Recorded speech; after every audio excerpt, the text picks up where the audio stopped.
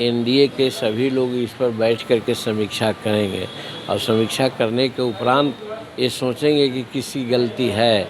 वैसे चुनाव के तुरंत ही बाद, रिजल्ट के तुरंत ही बाद हमने भी ये कहा था, आज पेपर में भी देख रहे हैं कि उपेंद्र कुशवाहा जी ने भी कुछ कहा है कि साहब आपस में सामंजस्य नहीं बैठा, जिसके चलते ऐसा हुआ है। लगता है भाजपा उत्तर प्रदेश के चुनाव जीती और अति उत्साह में उसने निर्णय ले लिया और जिसके चलते ये कारण हुई। तो ये तो बाद की बात है, हम लोग बात करेंगे, लेकिन मोटा मोटी यही बात आती है। और सम्मिलित हम लोगों का जो इस पर से ये बात होगी वो समीक्षा उपरांत होगी, समीक्षा बैठक होगी, उसमें तय होगा। हमारा ट्वीट हुआ है इसी लहजे में हुआ है। ऐसे धर्म धारण करने का, धर्म प्रचार करने की हमें आज़ादी है, संविधान ने दिया है। लेकिन आज़ादी का ये मतलब नहीं है कि किसी के कार्यकलाप से किसी दूसरे को कोई घाटा हो या सामाजिक उन्माद हो, जिसमें राष्ट्रीय एकता पर किसी न किसी रूप में आँच आवे। तो वैसी परिस्थिति में यदि इसकी क्लाइमेक्स है, बहुत आगे लोग बढ़ रहे हैं, तो स्वाभाविक है कि वैसे जो प्रदर्शन होते हैं उसको रोक देना चाहिए भारत सरकार को।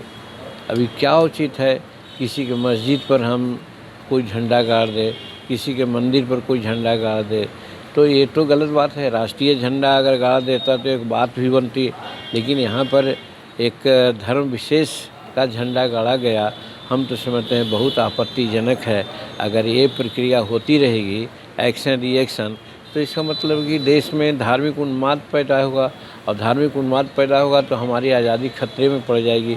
ये मैं इस संदर्भ में कहना चाहता हूँ। कॉन्स्टिट्यूशन में एक बात आई है कि king can do no wrong, राजा कोई गलती नहीं करता है। वही बात यहाँ इंडिया के डेमोक्रेसी में है कि राजा कोई गलती नहीं करता, उसका जो भी वर्डिक्ट है उसको स्वीकार करना चाहिए। तो बोचहा में जनता का वर्डिक्ट आया, हम लोग उसको स्वीकार किया। अब रही बात कि क्या कारण है, इसकी समीक्षा भाजपा करे या एनडीए के लोग करे। एक कमी हुई है हमारे एनडीए में कि जिस समय टिकट का बंटवारा हो रहा था, कम से कम सब लोग आपस में बैठ मिल कर के तय करते कि कौन वहाँ का कैंडिडेट होगा।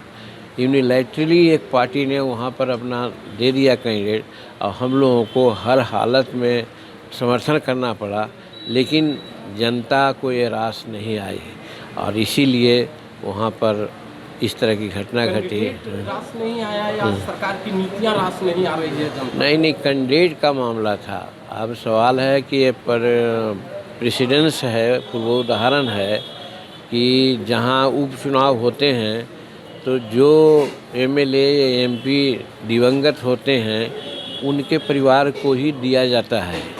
यहाँ पर अगर कोऑर्डिनेशन की बात होती, एनडीए की बैठक होती, तो सबसे पहला प्रस्ताव हम लोग का होता कि मुसाफिर पासवान जी के बच्चे अगर हैं, उनकी पत्नी है, उनकी बेटी हैं, तो उनको टिकट दिया जाना चाहिए।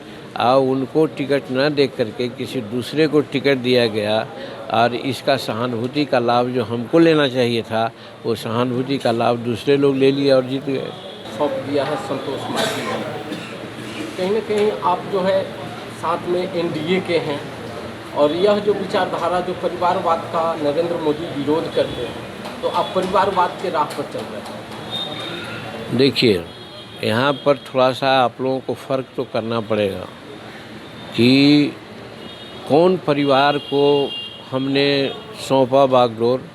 वो परिवार को जो 10 वर्ष तक यूनिसेफ का काम करते रहा, पोल पर चढ़ करके गरीबों में प्रचार करते रहा, स्वास्थ्य और ये सब चीज़। उसके बाद जब हम विधायक और मंत्री थे तो 5-7 साल हमारे साथ वो एक्टिव काम किया और उसके बाद एमएलसी में उसका नॉमिनेशन हुआ।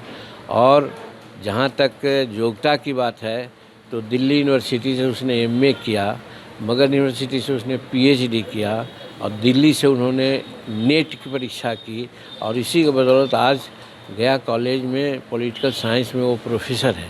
यानी कि वो योग्य है, हमसे ज़्यादा योग्य है। अगर जिस व्यक्ति का नॉमिनेशन होता है, अगर वो अपने पेरेंट्स से जोग है तो इसको पारिवारिक बात नहीं कही जाएगी। हम हाँ, इसीलिए इस चीज़ को भ्रम में नहीं रहना चाहिए कि हमने कोई परिवार तो हमारा और है, दूसरा बेटा है हम उसको दे देते, हमारा भतीजा है उसको दे देते, तो एक बात भी थी।